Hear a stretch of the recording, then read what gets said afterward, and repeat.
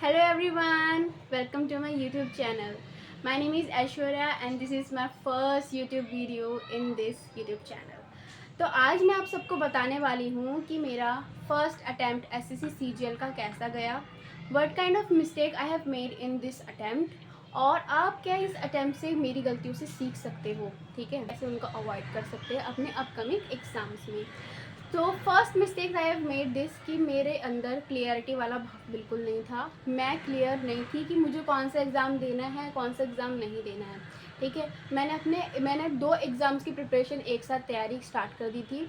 एक था मेरा बैंकिंग का एग्ज़ाम और एक था मेरा एसएससी सीजीएल का एग्ज़ाम, ठीक है। बैंकिंग में मैं एसबीआई पीओ की तैयारी कर रही थी, तो दोनों एग्ज़ाम की मैं एक साथ तैयारी कर रही थी, ठीक है। और बिल्कुल ही मेरा जो मतलब माइंड है एकदम अलग चल रहा था, मतलब अलग लेवल में चल रहा था कि मैं एसएससी सीजीएल की भी प्रिपरेशन कर रही हूँ और बैंकिंग की भी प्रिपरेशन कर रही हूँ, तो बिल्कुल क्लियरिटी नहीं थी, ठीक है। और एसएससी सीजीएल का जब एग्ज़ाम डेट आ गया तब मुझे लगा ओ भाई अब तो एग्ज़ाम आ गया, अब तो देना पड़ेगा। तो फिर मैं चली गई, ठीक है। जितनी मेरी प्रिपरेशन थी मैं उठी और मैं चली गई अपना पेपर देने। मेरा पेपर, मैं आपको बता दूं, मेरा पेपर था 18 सितंबर 2024 को। फर्स्ट शिफ्ट में मेरा पेपर था और पेपर मेरा मॉडरेट टू टफ लेवल का था, ठीक है। और मेरा पेपर ऐसा था ना कि मैंने कहा ठीक है चलो अब करते हैं। तो बहुत मतलब ज़्यादा बच्चे नहीं थे मेरे शिफ्ट में, ऐसा था कि ज़्यादा बच्चे तो नहीं आए थे, बट मैं अकेली थी पूरी रो में। तो फिर मैंने अपना एग्ज़ाम दिया और मेरा फ़र्स्ट एक्सपीरियंस था कोई एग्ज़ाम देने का, क्योंकि मैंने कोई एग्ज़ाम नहीं दिया इससे पहले गवर्नमेंट एग्ज़ाम। और ये मेरी फ़र्स्ट वीडियो है जो मैं भी बना रही हूँ, तो ज़्यादा बेइज्जती मत करना, कमेंटबाजी मत करना। तो अब मैं आपको बताती हूँ कि क्या क्या मिस्टेक्स है जो मैंने करी है, ठीक है। फर्स्ट की क्लियरिटी नहीं थी, इसमें मैंने आपको बता ही दिया कि मैं 2 एग्ज़ाम की एक साथ प्रिपरेशन कर रही थी। Choose one exam, if you want to crack any government exam just choose one, ठीक है। अब से मैं एसएससी सीजीएल की प्रॉपर तैयारी करने वाली हूँ।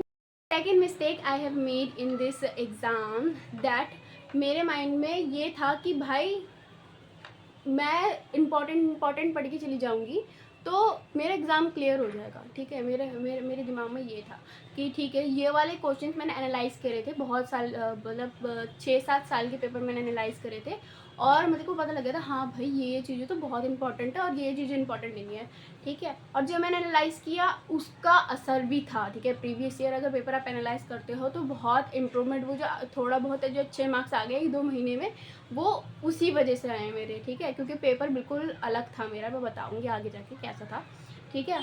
तो एनालाइज करो पेपर को, समझो पेपर को, ठीक है, उसी हिसाब से तैयारी करो, लेकिन don't forget to complete your syllabus. First complete your syllabus, अपना सिलेबस ऐसे कंप्लीट करो कि कोई भी टॉपिक आपका छूटे ना, ठीक है। मैंने ऐसा नहीं किया था, मैंने कुछ इंपॉर्टेंट टॉपिक्स, हाँ भाई सीरीज़ से क्वेश्चन आ रहा है तो सीरीज़ से करके जाएंगे। रीजनिंग में, मैथ्स में ज़्यादातर एडवांस आता है। एडवांस तो मैंने छुई भी नहीं थी, मैंने अर्थमेटिक करी थी क्योंकि मुझे अर्थमेटिक ही सही लगती थी, तो मैंने अपना अर्थमेटिक प्रिपेयर किया था अच्छे से। बट मेरे पास एडवांस तक का टाइम नहीं था और आपको पता ही है मैंने बैंकिंग की भी स्टार्टिंग कर दी थी, तो मैं पजल्स में घुसी पड़ी थी, ठीक है। तो मैंने और कुछ नहीं किया था।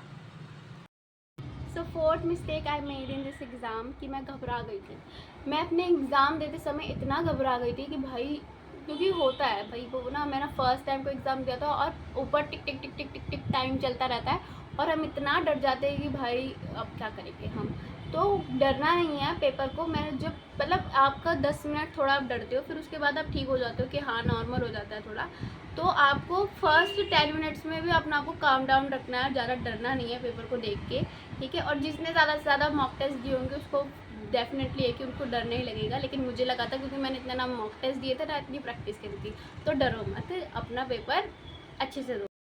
फिफ्थ थिंग जो अभी से आप अवॉइड कर सकते हो इज़ दैट कि focusing too much on current affair. Current affair एक ऐसी चीज़ है जो कहीं से भी उठ के आ रही थी पेपर में। मेरे पेपर में 2021 के, 2024 में है हम, और 2021 के करंट अफेयर आए थे मेरे पेपर में। तो गई थी करंट अफेयर और कुछ भी नहीं आया करंट अफेयर में से भाई। 2021 के करंट अफेयर सारे के सारे आ रखे थे। तो don't focus on current affair, अभी से फोकस मत करो, ठीक है। आपको पहले आपके जितने ये चारों सब्जेक्ट है ये पूरे कंप्लीट करो। जो जीके का स्टैटिक पोर्शन है, नॉर्मल सिलेबस है जीके जीएस का, वो कंप्लीट करो, लेकिन करंट अफेयर में अभी से फोकस मत करो, मत करो और मत करो। तो इसी के साथ ये 5 मिस्टेक्स हैं जो मैंने अपने एग्ज़ाम में की थी, और अब से मैं इनको तो बिल्कुल ही अवॉइड करने वाली हूँ, और आप भी अपने नेक्स्ट एग्ज़ामिनेशन में करिएगा avoid. And stay tune for more videos, क्योंकि अब से मैं यहाँ पे इस चैनल में रेगुलरली अपना कंटेंट डालने वाली हूँ। तो subscribe to my channel. Bye guys.